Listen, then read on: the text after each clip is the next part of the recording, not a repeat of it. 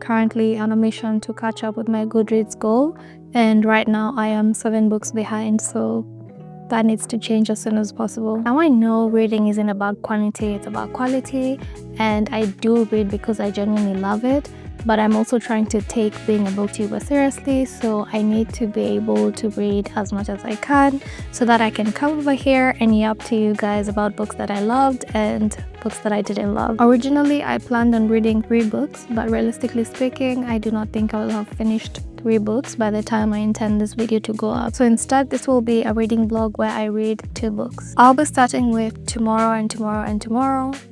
That's kind of a mouthful to say. And I think I'll go to a cafe and do a bit of reading there and then come back home and continue.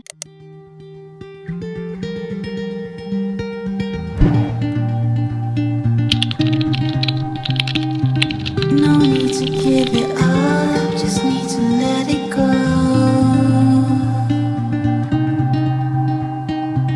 And if it's so obvious, just let it show.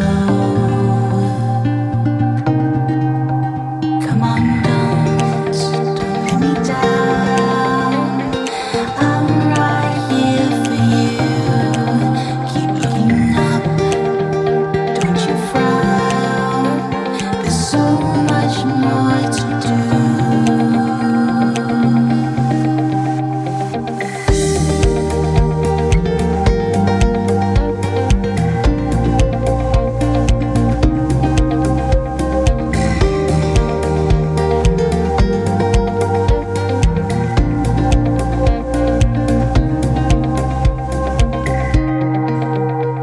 From day to night, you're on my mind. I don't need nowhere else to be.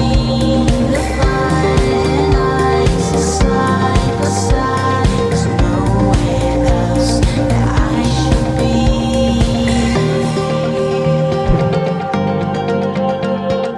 So I read a bit of Tomorrow and Tomorrow and Tomorrow at this cute spot that I found called Canopy Café. My original plan was to film and give updates while I was there, but I completely underestimated how many people would be there and how noisy it would be. Plus, I also got a little bit camera shy, and the whole idea of filming was daunting at the time, so to start speaking on top of that felt a bit scary. So in the end, I just decided to film myself reading. I started this channel doing restaurant vlogs where I used to talk. I think I used to talk. I'm not sure if I used to talk or not, but I remember I was not shy when it came to filming outside, but this time, it's been a while, so this time I felt kind of shy. Looking back, I kind of knew that might happen, so my original plan was to go there early in the morning where hopefully there wouldn't be that many people, or best case scenario, the restaurant would be empty.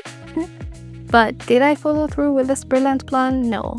Instead, I was there at like 1 p.m. or 2 p.m. and it was so full of people having lunch and I think business meetings from what I could see. Still, I managed to get some footage, so I feel like that's still a win. But let's get back to the books. I read part of Tomorrow and Tomorrow and Tomorrow at the cafe, then I came back home and finished the rest of it. And let's just say I loved every single moment of reading this book. I gave it a solid 5 stars and that's totally deserved. I feel like some of my past 5 stars this year have been based on me being able to recognize how well a book has been written, but the aspect of me actually having so much fun reading the book was not necessarily there, at least to the degree that I experienced it while reading this book. While I still think the other books that given 5 stars deserve the 5 stars, this one is my favorite so far this year. So this follows 2 childhood best friends, Sadie and Sam, and we follow them across different stages in their lives. We see them when they are kids, we see them when they are young adults, and we see them when they get much older. While they are in university, they decide to make a video game together, and this starts their journey of not only being best friends, but also being business partners. And basically, the book explores the ups and downs of forming friendships that last a lifetime and also experiencing the messiness of life. I can't describe this in any other words other than it was just so fun reading it, and it's a book that I highly recommend. And now we've come to the book that I want to continue reading in this section, and that is Dream Count. I have already started, and so far I am 16% in, so I've read 55 pages, and I think for this reading vlog I want to reach 100 pages, then give you guys an update. From the book summary, I think it's a book that explores multiple characters, but so far I've only read about one character, and that is Chimamanda. She is a Nigerian travel writer who lives in America. Oh, and part of this book is set during the COVID-19 pandemic. As a person who lived through it, I feel like I don't necessarily care to read about books that are set during the pandemic, but I didn't hate it. It was like I'm fine, but I'd rather not be reading about books set in the pandemic, but I'm fine. So during the pandemic, where Chimamanda, the character, is quarantined, she starts reflecting on some of the life experiences that she has had, both professionally and also some of the romantic relationships that she has been in. I haven't fully grasped where her writing career is headed just yet, but when it comes to her romantic relationships, the men that she dates are just trash, absolute trash. So yeah, that's where I'm at so far. Let me get back to reading, and I will give you guys an update when I reach page 100. Come on, don't let me down. I'm right here for you. Keep looking up, don't you frown. There's so much more to do.